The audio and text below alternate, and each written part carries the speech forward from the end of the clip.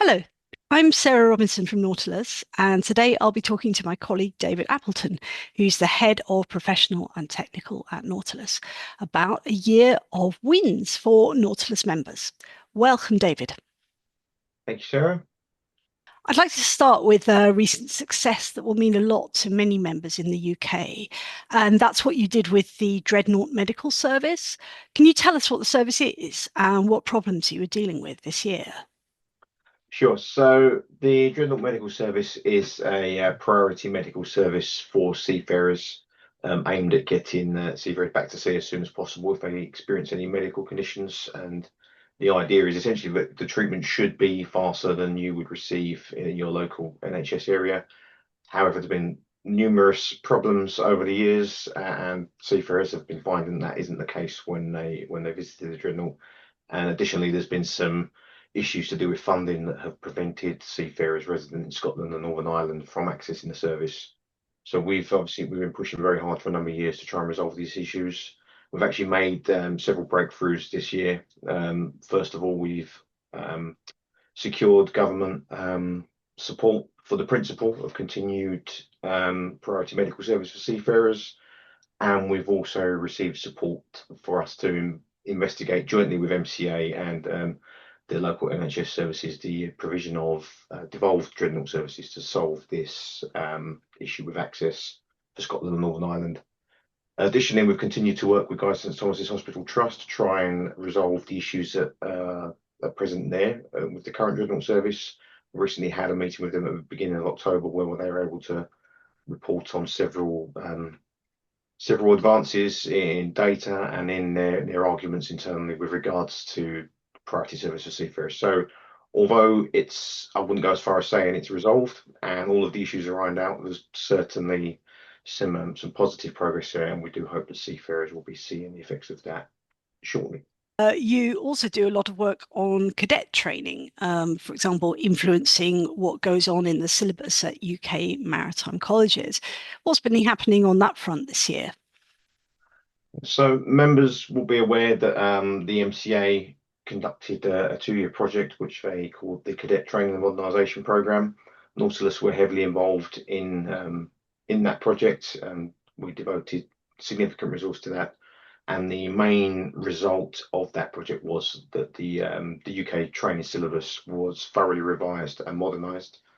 We're now in the process of implementing that. So as from September this year, all new cadets will be on the new revised syllabus, which is as far as permitted within the scope of STCW, has brought the UK programme up to modern standards with modern methods, and should hopefully mean that the training is much more relevant to what actually goes on board the ship. So that the rollout started in September.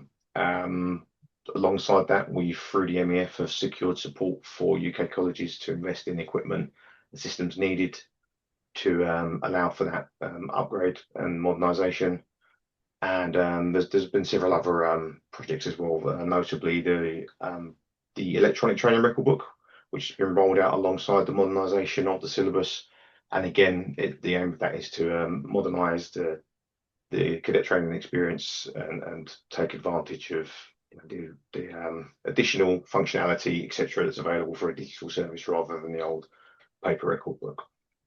Now, looking internationally, we're all aware of the dangers our members face in certain parts of the world. And it's important for seafarers to have the right to refuse to transit high risk sea areas. How does Nautilus make that happen? And what is the situation at the moment? Okay, so members will obviously be aware that the recent instability and conflict in the Middle East has resulted in significant risks to shipping in the area, notably in the Red Sea. When these issues first came to light, Nautilus immediately engaged with ship owners in the UK and internationally to negotiate agreements to ensure seafarer safety in the region. So in the UK, that's through a committee that's known as the Warlike Operations Area Committee, the warlike, where it's ourselves, RMT, and the ship owners that sit on that board. We secured agreements for the Red Sea area and also for Israeli and Lebanese ports. And those agreements essentially give seafarers the right to depart the ship prior to entering into those areas, should they so wish, at no detriment to themselves. Now, obviously, recent news, there's the ceasefire has been negotiated. Those agreements are still in place because there is still significant uncertainty as to how secure that situation is, and as to whether the risks associated with that in the Red Sea, especially, have abated. So we're watching that situation very closely. We've just recently renewed those agreements for a month, and we will be closely monitoring the situation and taking any action necessary based on any developments or information we receive. As new fuels and technologies are introduced, it's vital that safety and training standards are put in place to ensure a just transition for seafarers. What work have you been doing nationally and internationally on this in 2025? I mean, this is quite a cross-cutting issue, which covers quite a large number of organisations, committees, before, etc. So obviously, the driving factor behind decarbonisation internationally is the International Maritime Organization. So we're obviously involved in discussions there with regards to the targets and the standards that have been put in place. But alongside that are several intertwining factors. The first one being the training, which is being discussed at the IMO's Human Element Training and Watchkeeping Committee in their ongoing revision of SDCW.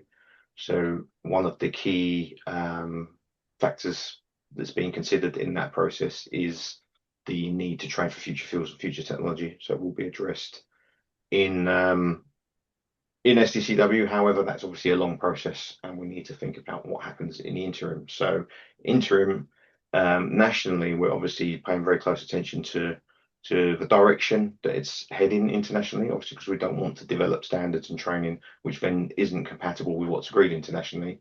However, we do recognise that we do need to have something in place and not wait for what comes internationally. So through the Merchant Navy Training Board and in association with MCA, we're looking at how we address the barriers to ensuring that the UK seafarers receive the training they need on fuels.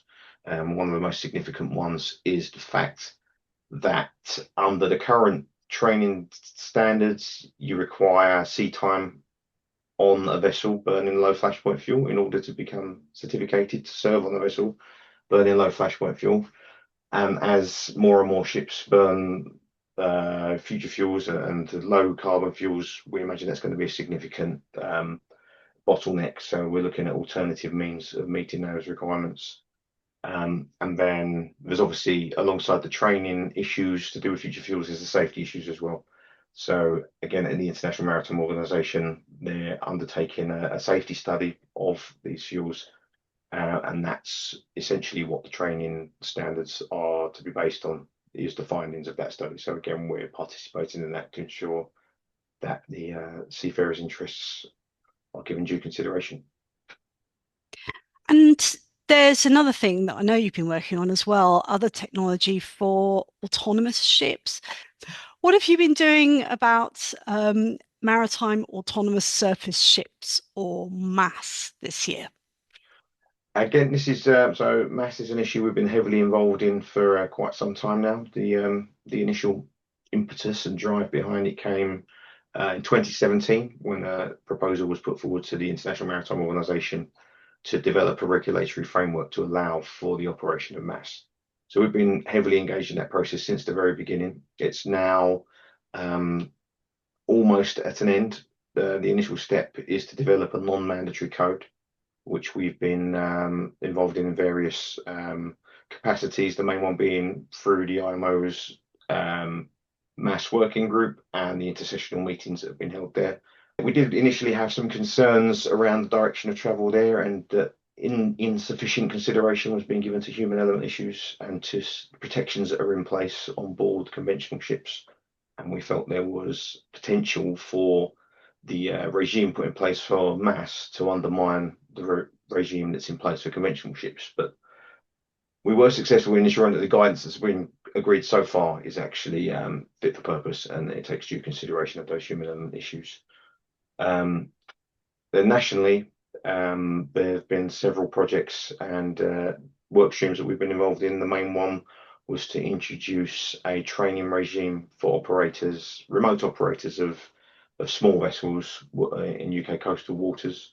And there are a number of key points we were looking to achieve there. The first one being the principle that seafarers operating MASS should be qualified to operate the equivalent vessel of that size in the conventional sense, i.e., they have the underlying certification, and we were successful in achieving that. So that's a positive and something we believe will ensure higher safety levels of MASS while they're in this developmental sort of experimental phase.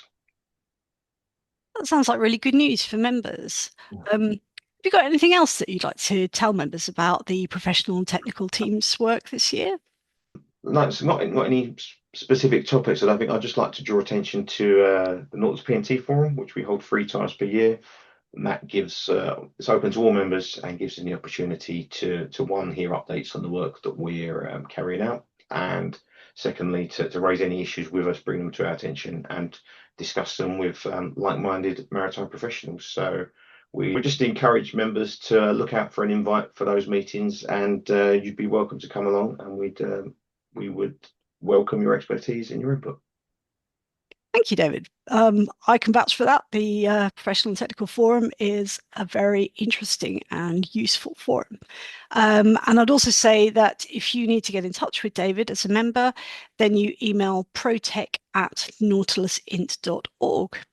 So thanks for joining me today, David, and we'll see you again soon. Thank you.